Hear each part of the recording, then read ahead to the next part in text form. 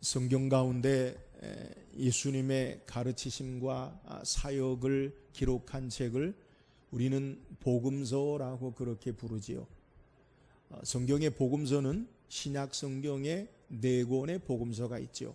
마태복음, 마가복음, 누가복음, 요한복음이 사복음서라고 해서 4권의 복음서를 예수님의 가르치심과 그리고 사역, 그의 말씀을 우리에게 소개해요. 그런데 이 사복음서를 또 2개로 나누는데 공관복음이라고 부르는 마태, 마가, 누가복음을 우리에게 구분하고 또 요한복음을 따로 복음서로 나눠요. 공관복음이다라고 말하는 것은 말 그대로 한자인데 공통적인 관점으로 보는 복음서다. 그래서 마태, 마가, 누가는 공관복음이라고 부르고 요한복음은 이 마태, 마가, 누가와 보는 것과 다른 관점으로 예수님의 사역과 가르치심을 성경이 우리에게 소개하고 있어요. 예를 들어서 공관복음에 공통적으로 나타난 성경의 사건을 보면 맨 처음에 예수님의 탄생에 대해서 물론 마태와 누가는 기록하고 마가는 생략해요. 근데 그 넘어서 예수님의 사역 초기에 마귀에게 시험을 당한 사건은 마태복음, 마가복음, 누가복음에서 공통적으로 우리에게 소개하는데 요한복음에는 기록되어 있지 않아요. 또 성경의 공관복음과 마태복음, 마가복음, 누가복음과 요한복음의 성경의 내용을 보면 오늘 우리가 살펴볼 예수님의 여러 기적과 이적의 사건 가운데 가나 혼인잔치의 기적의 사건, 이것은 공관복음, 마태복음, 마가복음, 누가복음에는 기록되어 있지 않아요. 요한복음에만 기록되어 있어요. 또 요한복음에만 기록되어 있는 사건 가운데 또 하나는 38년 된 병자가 베다스다 연못가에서 치료받은 사건은 요한복음에만 기록되어 있고 또 날 때부터 소경된 자가 눈을 뜨는 사건, 물론 복음서에 공관복음에 소경된 자가 눈 떴다라는 사건은 2사건으로 기록되어 있지만 날 때부터 소경된 자가 눈을 떴다라는 사건은 요한복음에만 기록되어 있는 사건으로 성경이 소개해요. 성경에 많은 기적의 사건이 기록되어 있어요. 성경의 가장 복음서 중에 처음 기록된 것을 성경학자들은 마가복음으로 봐요. 마가복음 전체 15장으로 기록되어 있는데 이 마가복음에 예수님의 기적의 사건을 마가는 우리에게 18번 소개해요.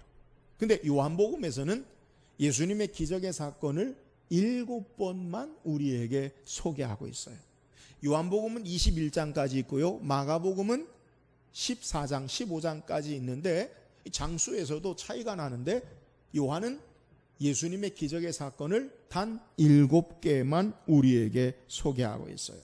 그래서 일반적으로 공관복음, 마태복음, 마가복음, 누가복음은 예수님의 가르치심과 기적의 사건을 우리에게 사실적으로 사건으로 우리에게 기록하고 있다면 요한은 요한복음을 통해서 그 사건이 주는 의미와 해설을 우리에게 소개하고 있어요. 그래서 요한은요, 요한복음에 예수님이 행하신 기적의 사건을 7가지 사건으로만 우리에게 소개해요. 또 요한은 예수님이 어떤 분이신가? 나는 생명의 떡이다. 나는 선한 목자다. 나는 세상의 빛이다. 나는 양의 문이다. 나는 길이요 진리요 생명이다. 나는 포도나무다. 7가지. 예수님의 자기 신적 선언이라고 하는데 신학적으로 예수님이 누구신가라는 것을 7가지로 우리에게 소개해요. 그러니까 요한은 7번의 예수님의 기적의 사건과 7번의 예수님의 자기 신적인 선언을 통해서 예수님이 누구신가라는 것을 우리에게 소개하고 있어요. 또 예수님이 행하신 일들, 기적의 사건을 마태, 마가, 누가는 이적이라고 부르고 기적이라고 부르는데 요한은 동일한 예수님의 능력의 사건을 기적이나 이적이라고 부르지 않아요. 예를 들어서 사복음서 공통적으로 성경이 소개하고 있는 오병이어의 사건, 예수님 보리떡 5개와 물고기 2마리를 가지고 5,000명을 먹이시고 12광주리를 남기신 사건, 이 이적의 사건을 마태, 마가, 누가는 이적, 기적으로 부르는데 요한은 똑같이 그 사건을 우리에게 기록하면서 이적, 기적이라는 말을 쓰지 않고 요한은 표적이라고 사용해요. 그러니까 요한은 예수님의 기적과 능력의 사건을 오늘 본문에서도 가나에서 행하신 첫 번째 표적이다. 또 왕의 신하의 아들을 고치신 것을 가나의 2번째 표적이다. 또 베데스다 연못가에 고친 사건도 표적이다. 오병이어의 사건도 표적이다. 표적으로 우리에게 소개한다는 거예요. 그러니까 마태, 마가, 누가는 이적, 기적이다라고 하는데 요한은요 이적, 기적이라고 사용하지 않고 그것을 표적이다라고 사용한다. 여러분 표적이 뭡니까? 이 총 쏘는 표적이 아니라 헬라어로 세메이온이라는 말인데 영어로 사인, 표시라는 거예요. 그러니까 요한은 예수님이 행하신 이 놀라운 기적의 능력의 사건을 단순히 이적, 놀랍다, 기적, 기이한 일이 나타났다라고만 우리에게 말하는 것이 아니라 그것은 표적이다, 사인이다. 분명히 그 사건을 통해 사건 너머, 이적에만 머무는 것이 아니라 그 이적 너머에 하나님이 우리에게 말씀하시는 분명한 의도와 목적, 이것이 하나님의 기적을 나타내는, 이적을 나타내는 사건이다. 그래서 요한은 7가지의 예수님이 행하신 완전한 사건, 기적을 표적이라고 그렇게 말하고 있는 거예요. 단순하게 기적을 체험하고 놀라운 일에 경외하고 놀라는 것이 아니라 이런 기적을 통해 주님께서 말씀하시는 참된 의미를 알고 신앙할 것을 우리에게 소개해요. 그러니까 같은 복음서지만 공관복음과 요한복음은 뚜렷한 관점과 그리고 분명한 목적과 차이를 두고 우리에게 기록하고 있다는 거예요. 그러면 요한은 왜 7가지의 기적을 표적이라고 이야기하고 또 예수님에 대해서 7가지의 신적인 자기선언, 그렇게 복음서를 공관복음과 다르게 요한복음을 기록했느냐? 분명한 목적이 있어요. 요한복음에 요한이 이렇게 7가지 기적, 7가지 예수님의 자기 선언을 기록한 목적이 뭐냐? 요한복음 20장 31절에 보면 성경이 이렇게 소개해요. 오직 이것을 기록함은 너희로 예수께서 하나님의 아들 그리스도이심을 믿게 하려 함이요 또 너희로 믿고 그 이름을 힘입어 생명을 얻게 하려 함이니라.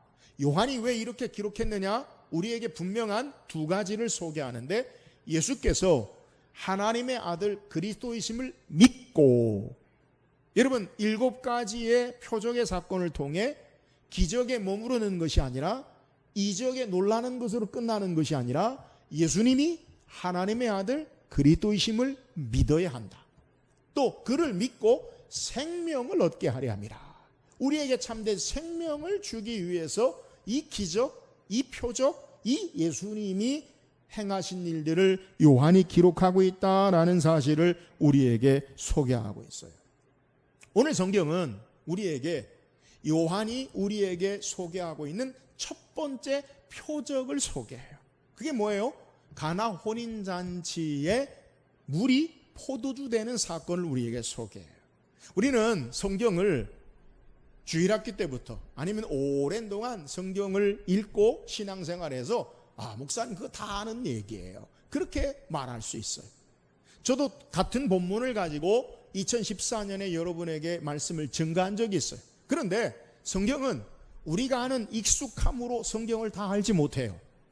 여러분 오늘 말씀을 묵상하면서 우리의 마음의 신앙의 자세 가운데 여러분이 주의할 것이 있다면 나는 다 아는데 라는 교만을 버려야 돼. 하나님 말씀은 읽을 때마다 또 우리에게 깊은 의미를 가져다 주는 것을 우리는 깨달아야 돼요. 겸손한 마음으로 오늘 익숙함에서 오는 교만함이 아니라 새롭게 이 하나님의 말씀을 묵상하고 은혜 나눌 수 있기를 주의 이름으로 축원합니다. 자, 요한은 예수님이 행하신 많은 기적 가운데 왜 7가지만 소개하느냐? 그리고 오늘 첫 번째 표적이라고 말하는 그 의미가 있다라는 사실을 우리가 기억해야 돼요.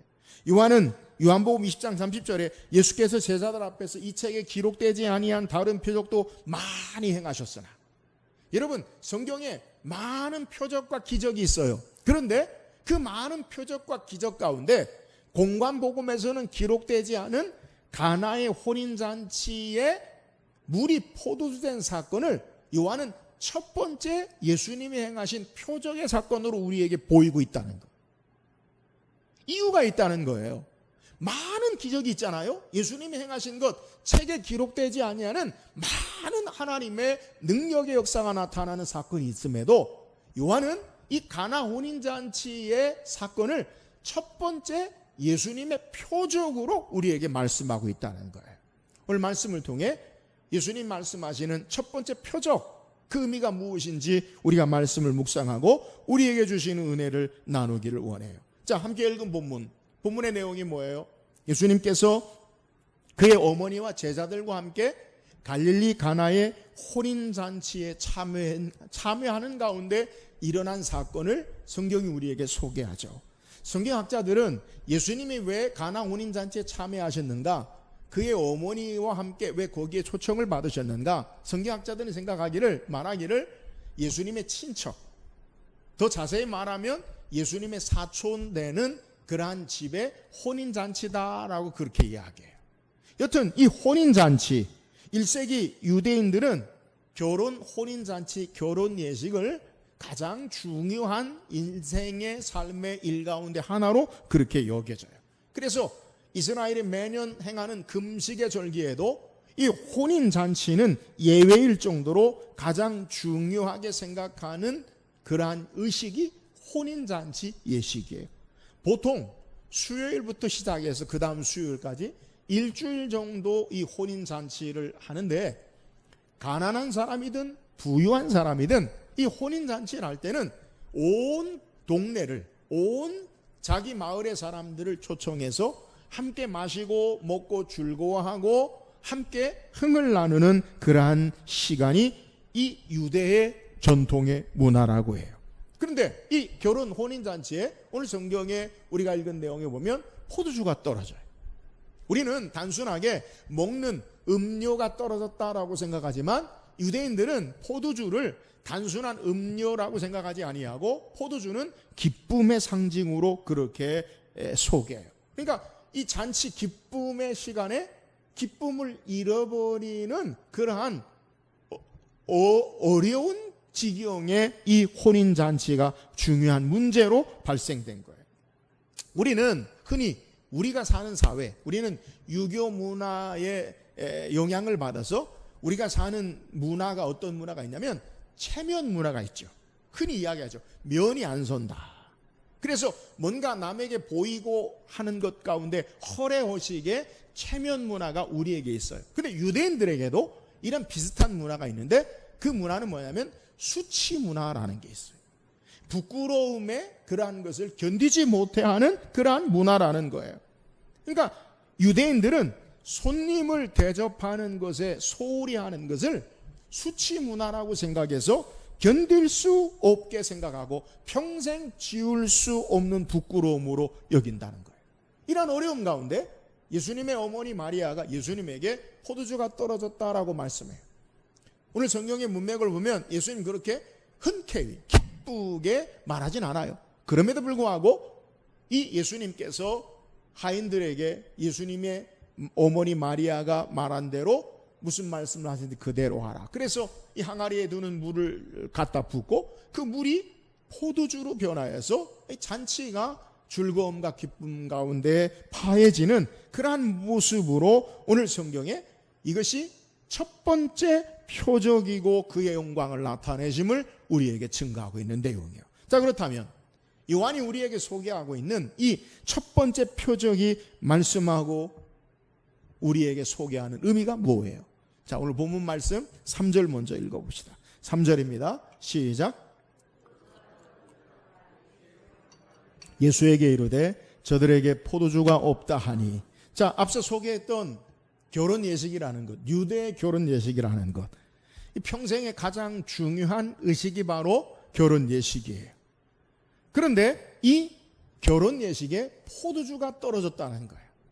앞서 소개한 대로 포도주는 단순한 음료가 아니라 유대인들은 생각하기를 포도주가 없으면 기쁨이 없다라고 그렇게 그들이 얘기한다는 거예요. 그러니까 포도주, 기쁨이 없는 잔치, 상상할 수 없는, 생각할 수 없는 그러한 모습이에요. 그리고 손님을 대접하는 가치, 손님을 접대하는 것은 유대의 아주 중요한 문화인데, 음식의 가치, 손님을 접대하는 음식의 가치는 예배의 거룩함의 가치와 같다라고 랍비들이 가르친다고 해요. 그러니까 유대인들은 손님을 대접하는 그 가치는 하나님 앞에 예배하는 의무의 가치와 동일하다라고 그렇게 여겨질 정도로 손님을 잘 접대해야 된다는 거예요. 우리가 창세기에도 보면 아브라함이 나그네로 지나는 하나님과 천사들을 대접하고 하나님의 말씀을 들은 것을 성경이 우리에게 소개해요. 그래서 이스라엘의 거룩한 의무, 하나님 백성됨의 거룩한 의무 가운데 하나가 뭐냐면 손님을 접대하는 의무가 거룩한 의무예요. 근데 이 거룩한 의무, 예배와 가치와 동일한 손님을 대접해야 되는 이 혼인잔치에 포도주가 떨어진 거예요. 포도주가 떨어짐으로 거룩한 의무를 하지 못하고 잔치의 기쁨이 사라지고, 그리고 부끄러움과 수치를 당하게 되는 어려운 형편에 처하게 된 것이 바로 오늘 본문의 가나 혼인잔치집의 형편임을 우리에게 소개하는 거예요. 자, 요한이 왜 가나 혼인잔치의 첫 번째 이 사건을 첫 번째 표적이라고 이야기하고 있느냐? 오늘 성경을 우리가 읽을 때 1절에 보면 성경에 뭐라고 소개하고 있냐면, 사흘째 되던 날 갈릴리 가나 혼례가 있어 예수의 어머니도 거기 계시고. 자, 요한은 이 사건을 소개할 때 사흘째 되던 날이라고 하면서 이 사건을 앞에 요한복음 1장과 연결하고 있음을 우리는 주목해서 봐야 돼요. 여러분, 성경을 읽고 성경을 해석할 때 성경은 앞뒤 다 자르고 한 사건만 뚝 떼어져서 우리에게 기록하고 있지 않아요. 전후 문맥과 각 권에서 분명한 목적과 의도를 가지고 성경이 기록하고 있다라는 사실을 우리는 이해해야 돼요. 그러니까 요한이 왜 갈릴리 가나의 혼인잔치를 첫 번째 표적으로 우리에게 소개하느냐?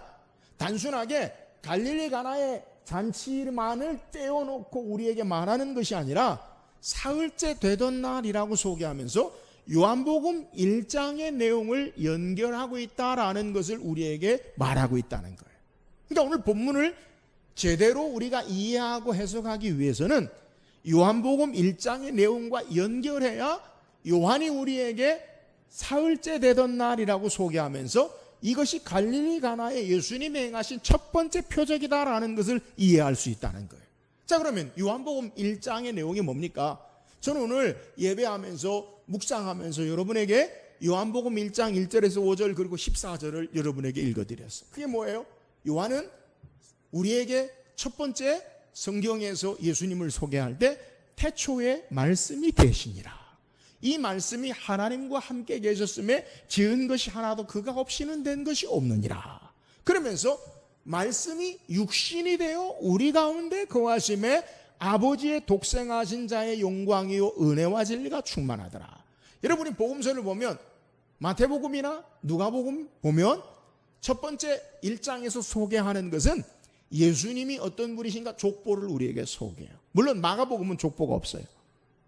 예수님이 어떤 분이신가라는 것을 소개할 때 요한은 첫 번째 태초에 말씀이 계시니라, 이 말씀이 하나님과 함께 계셨고 말씀으로 세상을 창조하신 그분이 바로 예수님이시다. 요한이 요한복음 1장에서 소개하는 예수님이 누구냐? 예수님은 세상을 말씀으로 창조하신 하나님이시다. 근데 그 하나님이 말씀이 육신이 되어 인간의 몸을 입고 우리 가운데 오셔서 아버지 하나님의 독생자의 영광으로 이 땅에 오셨고 은혜와 진리가 충만하신 분이다. 그러니까 요한은 요한복음 1장에서 예수님이 누구신가를 1절에서 19절까지 소개하고 20절에서부터는 세례 요한이 등장해요.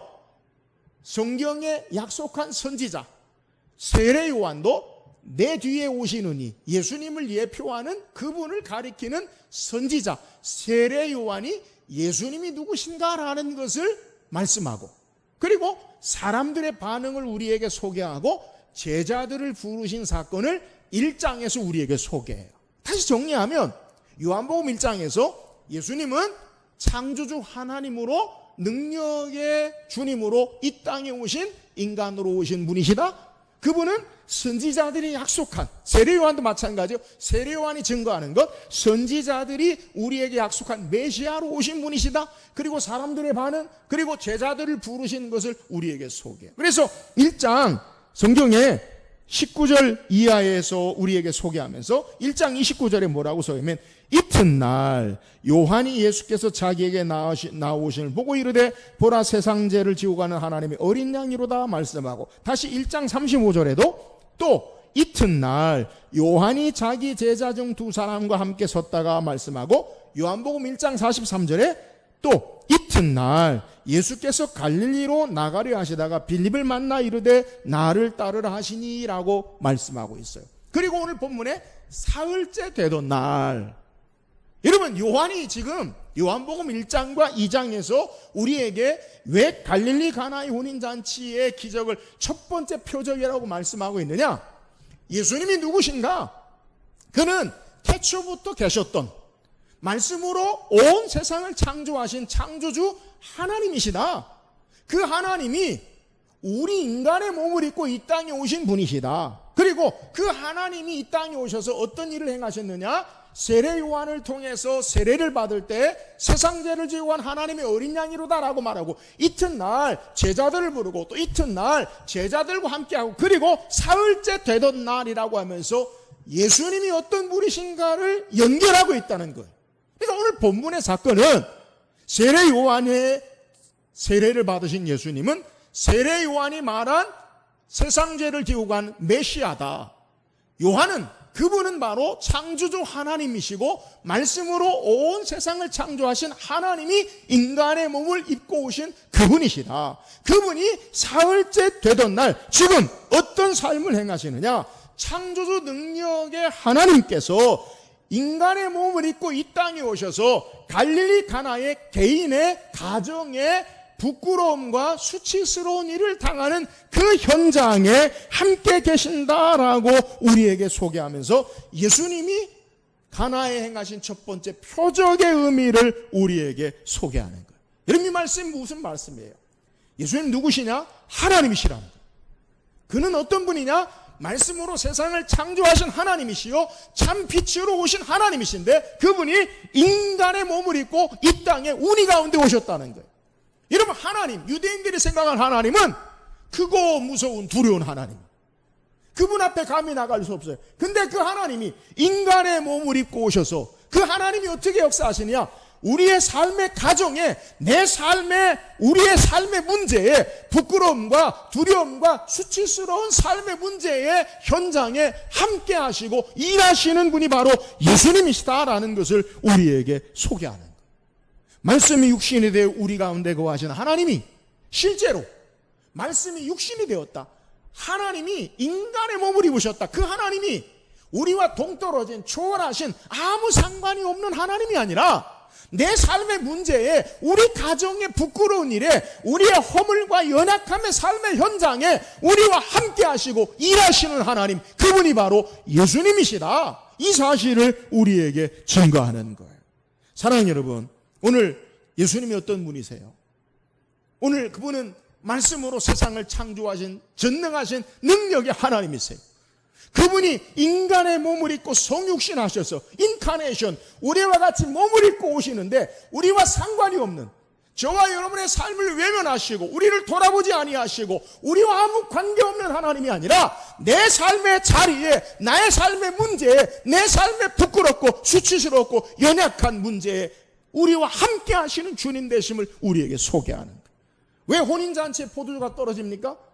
여러분이 생각할 때 잘못 계산했어요. 사람을 500명 오는데 200명밖에 준비 못했거나, 아니면 너무 많이 먹어서 포도주가 없어질 수 있어요. 여튼 우리는요, 우리의 인생의 삶을 계획하고 우리의 삶을 설계해도 늘 우리는 부족함과 한계, 우리의 잘못된 삶에, 우리를 완전하지 못한 삶의 모습 가운데 우리의 삶이 있다는 거예요. 여튼 우리의 삶에 어떤 문제든, 우리의 연약함이든 우리의 제약이든 우리의 삶의 여러 가지 문제와 한계에 부딪힐 때, 여러분, 우리가 믿고 의지하는 예수님은 어떤 분이시냐? 하나님이시면서, 창조주시면서 내 삶에 함께 하시고 내 삶에 찾아오시고 일하시는 분이 바로 하나님 예수 그리스도다라는 사실을 우리에게 증거하고 있다는 거예요.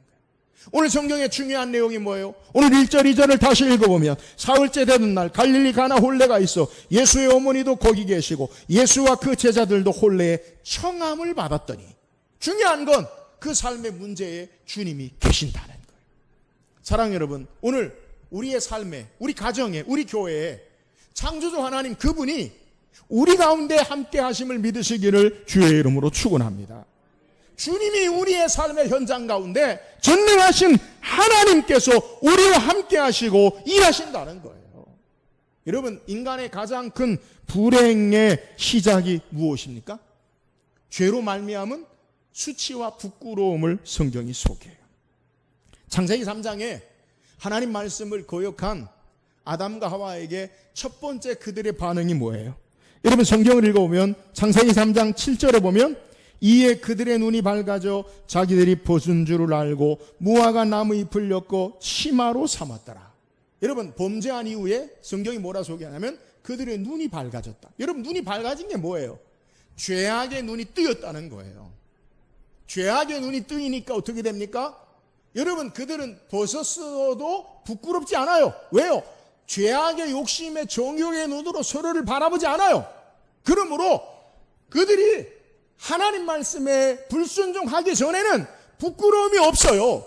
근데 죄악의 눈으로 보니까 부끄러운 거예요. 인간이 범죄함으로 말미암아 첫 번째 오는 게 뭐냐? 부끄러움이에요. 하나님을 향한 두려움이에요. 그런데 이 부끄러움의 문제, 이것을 어떻게 해결하시느냐? 하나님께서 아담과 하와를 에덴 동산에서 내어 쫓으시면서 그들은 부끄러워 무화과 나무 잎으로 치마로 만들었는데 무화과 나무 잎이 말라져요. 하나님께서 그들에게 짐승의 가죽옷을 지어 입혀요. 여러분, 짐승의 가죽옷을 지어 입히는 게 뭐예요? 짐승의 가죽옷을 지어 입히려면 짐승을 죽여서 그리고 그 가죽을 얻는 거예요. 예수님께서 이것을 원시복음이라고 하는데, 예수님이 인간의 몸을 입고 이 땅에 오신 이유가 뭐냐? 인간의 우리의 죄와 연약함으로 말미암은 부끄러움을 십자가에서 담당하시고 십자가에서 그의 피로 모든 것을 가리우시고 우리의 부끄러움, 죄악과 수치를 가리우시고 하나님의 자녀로 회복하시는 것, 이것이 바로 예수 그리스도이심을 우리에게 소개하는, 이 땅에 우리에게 오셔서 예수님께서 우리의 허물과 부족함으로, 우리의 죄악으로 수치와 낭패를 당하는 인생들에게 부끄러움을 해결하시기 위해서 이 땅에 오신 분이 바로 예수 그리스도시다라는 사실을 우리에게 증거하고 있다는 거예요. 여러분, 오늘 본문에 가나 혼인잔치에 왜 예수님의 첫 번째 표적으로 요한이 우리에게 소개합니까? 하나님이 우리와 함께 하신다. 나의 삶의 문제의 부끄러움과 나의 삶의 문제의 수치와 내 삶의 현장에 하나님이 함께 하신다. 그분이 이 땅에 오신 목적이 바로 우리의 부끄러움을 해결하시기 위해서, 우리의 죄악과 연약함을 담당하시기 위해서 오신 분이시다라는 사실을 우리에게 소개하는 거예요. 그래서 바울은 로마서 5장 33절에 기록된 바, 보라 내가 걸림돌과 거치는 바위를 시온에 두느니 그를 믿는 자는 부끄러움을 당하지 아니하리라 함과 같으니라. 사랑하는 여러분, 예수님 모시고 신앙하면 우리 인생의 삶에 부끄러움이 없는 줄 믿으시기를 주의 이름으로 축원합니다. 오늘 예수님이 이 땅에 오신 목적이 바로 여기 있어요. 오늘 창조주 하나님, 능력의 하나님으로 말씀으로 모든 것을 창조하신 하나님이 나와 상관이 없는 하나님이 아니라는 거예요. 예수님은 인간의 몸을 입으시고 내 삶의 현장에, 내 삶의 직장에, 내 삶의 가정에 개입하셔서 나와 함께 하시고 내 삶의 문제를 해결하시고 내 삶의 부끄러움과 죄악을 담당하시고 삶을 회복하시는 능력의 하나님이, 그분이 바로 예수님이라는 거예요. 오늘 이 예수님 모시고 신앙하는 저와 여러분 되기를 주의 이름으로 축원합니다. 문제는 그분이 나와 함께 하시느냐, 오늘 예수님을 초청하고 예수님과 함께 있느냐, 이게 문제예요. 오늘 우리 가정에, 우리 교회에 창조주 능력의 하나님이 우리의 삶에 인간의 몸을 입으신 그 하나님이, 내 삶의 부끄럼과 제약을 해결하시기 위한 그분이 우리를 멀리 외면하시고 떨어뜨려서 우리와 상관없는 분이 아니라 나와 함께 하신 분이심을 믿으시기를 주의 이름으로 축원합니다. 이게 바로 첫 번째 표적이에요. 요한은 우리에게 왜 많은 기적 가운데 가나 혼인잔치를 첫 번째 표적으로 말씀하느냐? 창조주 하나님, 전능하신 하나님, 그분이 예수님이시다. 그 예수님은 우리의 삶과 전혀 상관이 없는 게 아니라 내 삶에, 내 가정에, 내 삶의 문제에 부끄러움과 수치를 해결하시기 위해서 이 땅에 오신 분, 그분이 바로 예수님이시다. 이 예수님이 우리와 함께 있느냐? 이 예수님이 나와 함께 하느냐? 이것을 우리에게 문제로 던지면서 첫 번째 표적, 단순히 물이 포도주 되는 사건이 아니라 예수님이 내 삶에 함께 계시는 것, 하나님이 우리와 함께 하시러 우리의 부끄러움을 해결하시기 위해 오신 분이심을 믿고 신앙하는 자가 되는 것을 우리에게 요구하는 거예요. 사랑하는 여러분, 오늘 예수님이 우리와 함께 하심을 깨닫고 이 예수님 모시고 신앙함으로 부끄러움과 연약함 가운데 있지 아니하고 주께서 우리를 회복하시고 새롭게 하시고 은혜를 주시는 능력의 역사를 경험하는 우리 모든 성도 되기를 주의 이름으로 축원합니다.